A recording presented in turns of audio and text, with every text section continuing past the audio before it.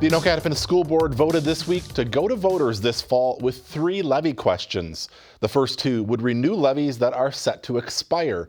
The third question would raise new money to address growing mental health concerns. We will move on to our levy discussion and decisions. The school board took up the levy discussion at its regularly scheduled meeting on Monday night. It's something they've been discussing for the past year.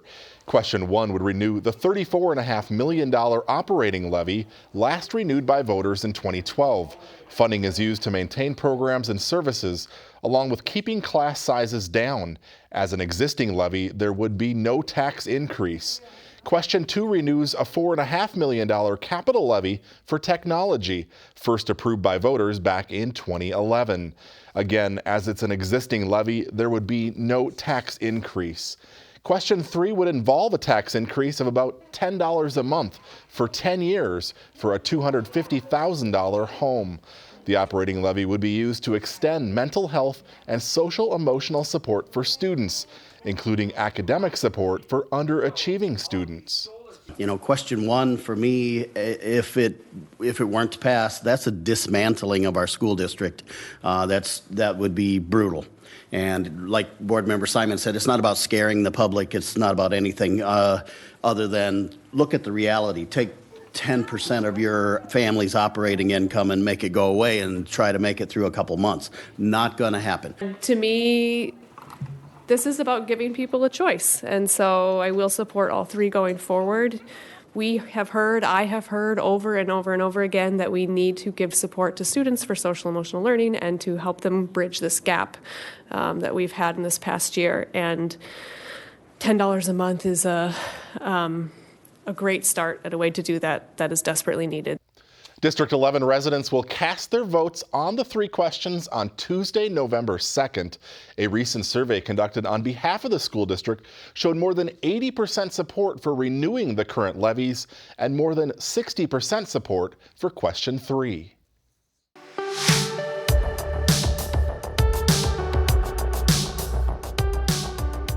Thank you. You betcha. You have a good day. I will. On Monday, Coon Rapids firefighters walked Thank you. You have a good day.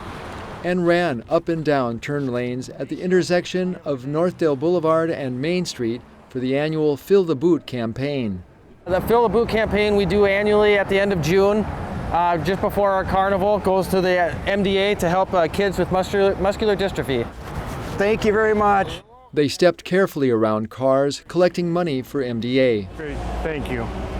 We weren't able to get out here last year, obviously, because of COVID. The MDA had a really rough year. So we're hoping to have a really good return to the corner here and help MDA out once again. You guys are great. Thank you. You have a good day. In 2019, generous drivers helped the department set a new fundraising record. Coon Rapids firefighters raised over $35,000 for MDA. We appreciate it. Firefighters will be out Tuesday and Wednesday between 11 a.m. and 1 p.m., and then again during the drive home between 3 and 7 p.m. People usually put their hand out the window. We don't go knocking on windows, anything like that. Just make our presence known and people give. For Community Update, I'm Steve Antis reporting.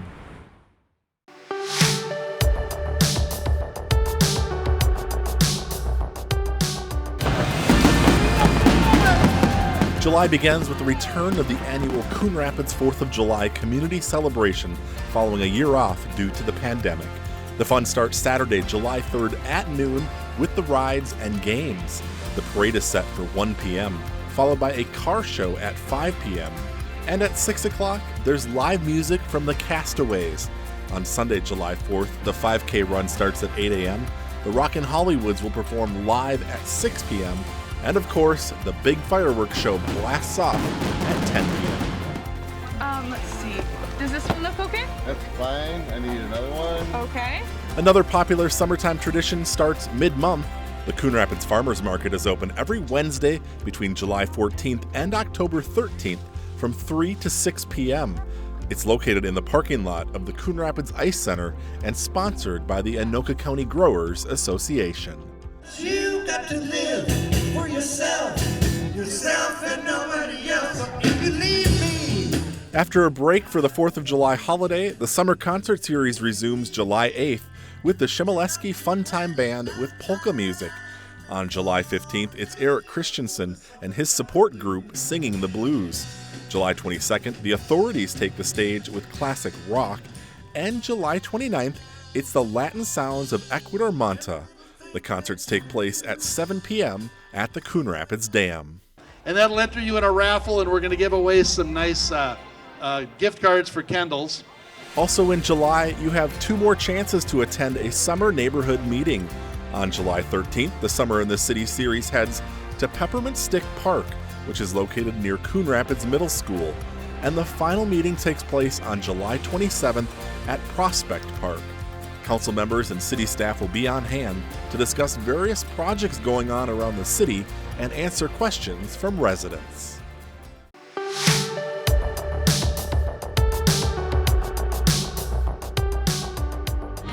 I'm just glad to be here, 'cause we're all just passing through. It's been more than 2 years since national recording artist and country music gentleman Rocky Lynn has performed in Minnesota. I'm working overtime on this, a permanent vacation. This week he's back in Coon Rapids, a place he once called home. Coon Rapids has been a huge part of my life. I was living here when I got my record deal. In 2020, the pandemic shut down live music across the globe, and while in quarantine, Rocky turned to recording music. So we took the time as a band to work on our new album, and that's what we've been doing, is recording an album for over a year. You ask how much I love you. I love you more. The title track, More, was a song Rocky wrote years before. The focus of the album was to re-record that song. We did it with 3 different producers. Our band did, with 3 different producers, to try to get a different sort of unique take on it, because there's a documentary film that they're making as well. The documentary follows Rocky's life from growing up in an orphanage in North Carolina to the present. A DNA researcher was hired by the producers, which led to finding Rocky's biological father. He was a guitar player in a country band. He was a paratrooper in the 82nd Airborne, and he rode a motorcycle his whole life. So talk about the apple not falling far from the tree. Look for the release of the documentary and the new album this fall. On Thursday, June 24th, Rocky and his band will take the stage for the summer concert series at 7 p.m. at the Coon Rapids Dam Regional Park Pavilion. The thing I love the most about the Coon Rapids Dam show is the proximity of the crowd. People are just a few feet away from you, and you can see their eyes and you can judge their reactions, and when we share our music with them, it feels very personal.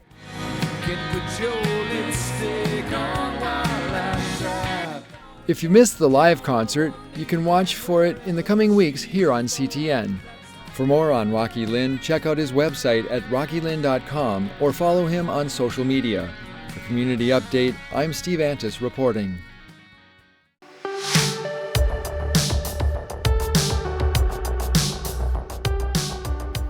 The city of Coon Rapids is moving on up when it comes to going green.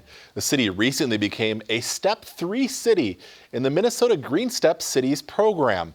The program is voluntary and helps cities achieve their sustainability and quality of life goals. My position, the sustainability planner, was added in January, so I've been here for 5.5, 6 months now. And the city brought me on because they really wanted to increase that commitment to sustainability throughout the city. Olivia Darrow Hovland is one of the newest faces you'll meet at City Hall. It's her job to make sure Coon Rapids continues down the green path in the years to come. A lot of the work is stuff that we have been doing and adopted since 2014. So when we became a Step 1 city, that recognized that we have done a certain number of things, and then we've added to our repertoire over the last 7 years. Things like purchasing all LED lights for street lights and traffic signals, adding electric vehicle charging stations at City Hall and at the Coon Rapids Ice Center, identifying and completing trail gaps to better facilitate walking and biking, improving recycling services, and the list goes on and on. Now at Step 3, we have completed over 95 actions from the 29 best practices. We've been doing a lot of really good work, and we've met all the requirements. And so we are sort of at the top of the action game for the Green Step program. The Minnesota Green Step City's best practices cover 5 categories: buildings and lighting, land use, transportation, environmental management, and sustainable development. About 16% of Minnesota cities currently participate in the program. We're doing a lot of things, and we're really trying to take sustainability and put it into every piece of the work that is done in City Hall and around the city. Next up for Coon Rapids, steps 4 and 5, which are based on performance measures. But ultimately, it's about much more than steps and recognition. I think for residents, this shows that we are prioritizing the resilience and the economic sustainability of the city. We are trying to be really responsible with the resources that we are stewards of, from city parks to the city water system, all of these different areas that do touch residents' lives.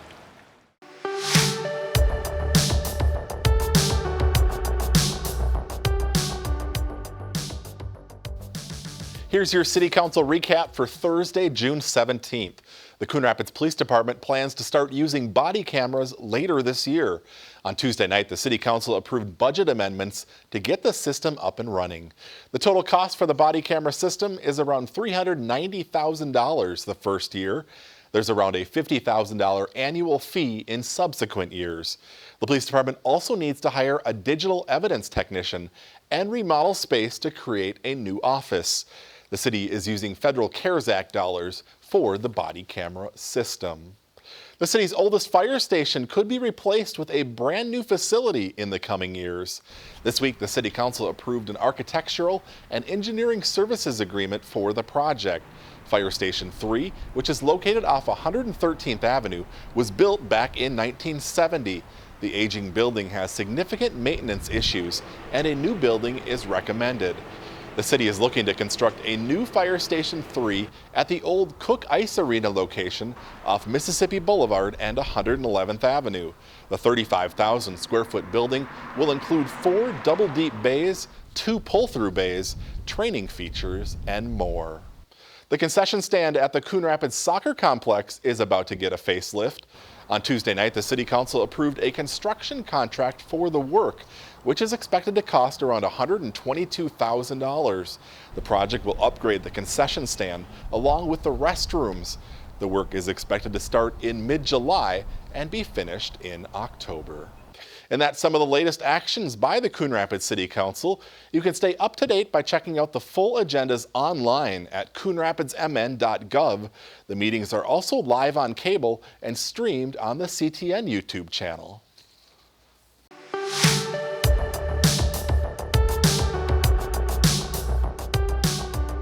One, two, three, lanes it! The Rec on the Spot recreation program returned this week to select city parks in Coon Rapids. Apple, orange, banana. On Wednesday morning, we found them playing at Woodcrest Park.